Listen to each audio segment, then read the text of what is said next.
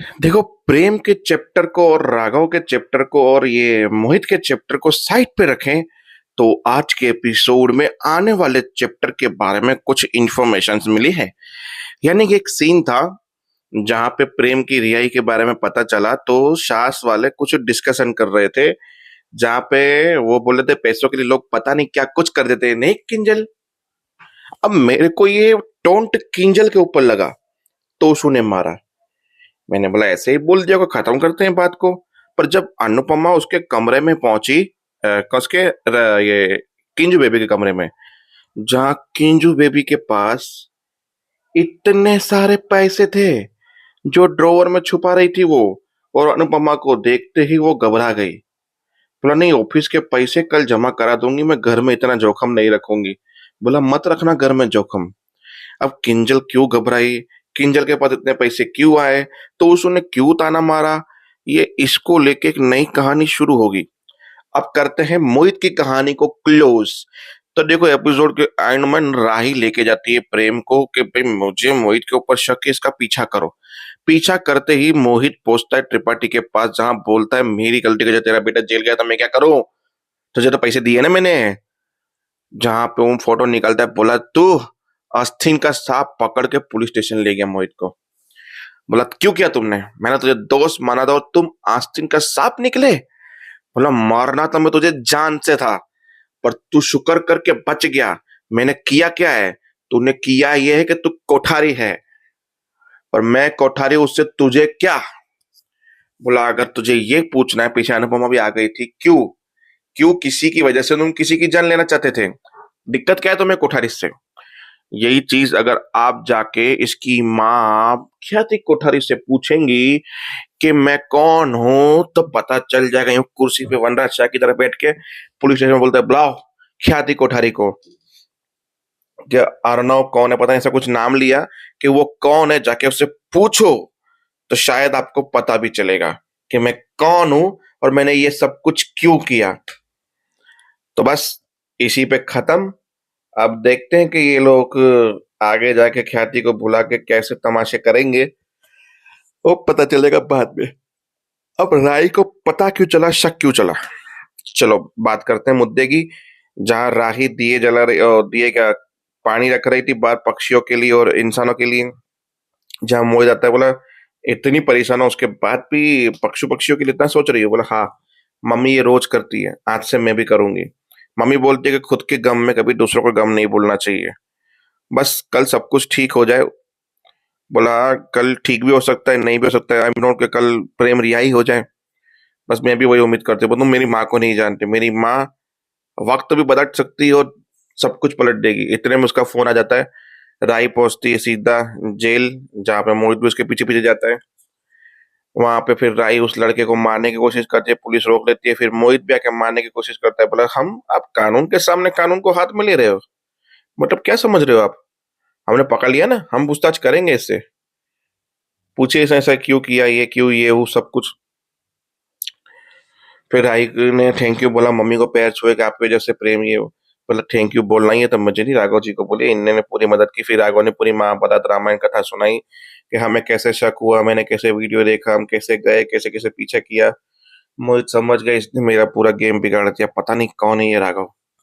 फिर बोला अनुपमा जी मैं चलता हूँ, ये आपका फैमिली मैटर है, आप लोग इसे क्लोज कीजिए, मेरा यहाँ रहना ठीक नहीं है।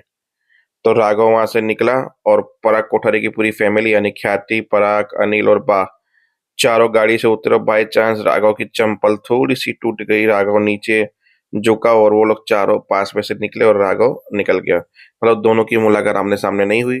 फिर पराग ने आके दो तीन खींच के थप्पड़ दे दिए उस लड़के को। बोला तेरी वजह से मैं पल पल मरा हूं, ये किया वो किया और तुम ऐसा कर रहे हो, क्या मकसद था, किसने कहा था, बोल लड़के क्या मकसद था तेरा। फिर वो मोहित की तरफ देखे, अनुपमा ने देख लिया, फिर मोहित ने कुछ इशारा किया, वो भी अनुपमा ने देखा। फिर लड़के ने बोला कि खुन्नस थी, मेल ईगो था, उसने मुझे मारा था तो मेरा मेल ईगो हर्ट हो गया। तो बदला लेने के चक्कर में जब मैंने रिसर्च की तो पता चला बड़े बाप का बेटा है, तो उससे पैसे हटने के लिए और दुश्मनी निकालने के लिए मैंने उसे फंसा दिया, ताकि भाई सोने की मुर्गी हाथ में लग जाए। ऐसे करके सारा इंजाम अपने सर पे ले लिया, पर अनुपमा को विश्वास नहीं हो रहा था इस बात पे।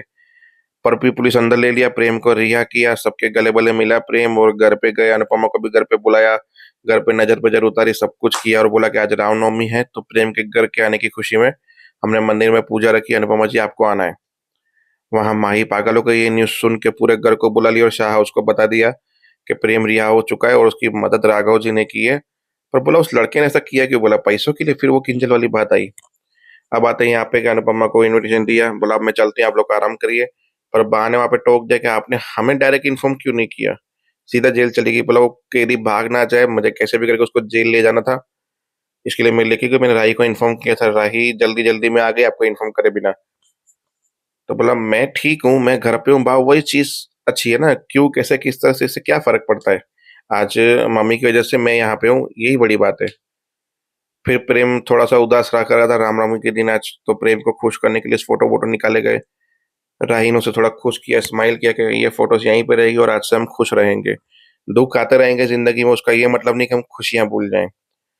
पर प्रेम दुखी क्यों है? किसी बेगुनाह को सज़ा क्यों मिलनी चाहिए? इस पे न अनुपमा ने ज्ञान पेला था पुलिस स्टेशन में कि एक बेगुनाह को सज़ा देने का मतलब इस ज़िंदगी में ही आपको उसका भोग मिलेगा, आपको या आपके अपनों को भोग मिलेगा। अगर आपने ज़िंदगी में गलती की है, किसी बेगुनाह को फँसाया है और किसी की भी ज़िंदगी बर्बाद की, तो इसी जन्म में आपको भुगतना है या तो फिर आपके परिवार को भुगतना है। जहाँ बाप बोली वसुंधरा के ये हमारे कर्मों का फल है, जो हमें मिल रहा है। पराग बोलता है बा ऐसा मत सोचिए।